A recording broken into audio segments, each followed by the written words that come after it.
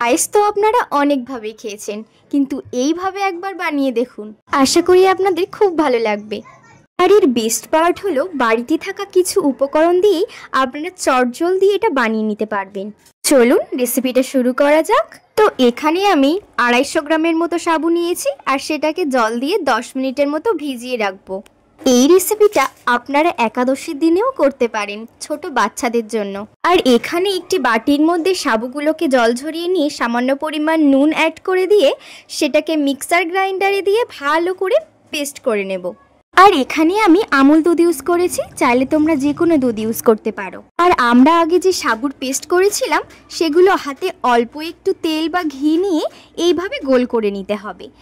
এদিকে দুধটা ফুটতে শুরু করেছে, চাইলে আপনারা এখানে গুঁড়ো দুধও ইউজ করতে পারেন।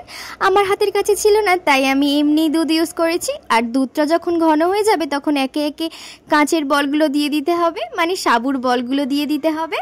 আর হ্যাঁ, এখানে কাঁচের বল বলার কারণ হলো সাবুর বলগুলো অনেকটা কাঁচের বলের মতো দেখতে, তাই এটি কাঁচের পায়েস নামে পরিচিত। আর তারপর এখানে আপনারা স্বাদ মতো চিনি, অল্প পরিমাণ এলাচ গুঁড়ো এবং সামান্য পরিমাণ গোলাপ জল অ্যাড করে দেবেন। তারপর এটাকে আপনারা ভালো করে মিশিয়ে নেবেন এবং আপনারা এটা ফ্রিজে রেখেও খেতে পারেন কিংবা এরকম ভাবেও খেতে পারেন। তো আজকের রেসিপি ভালো লাগলে আপনারা একটা লাইক, কমেন্ট, শেয়ার করে দেবেন। হরে কৃষ্ণা, টাটা।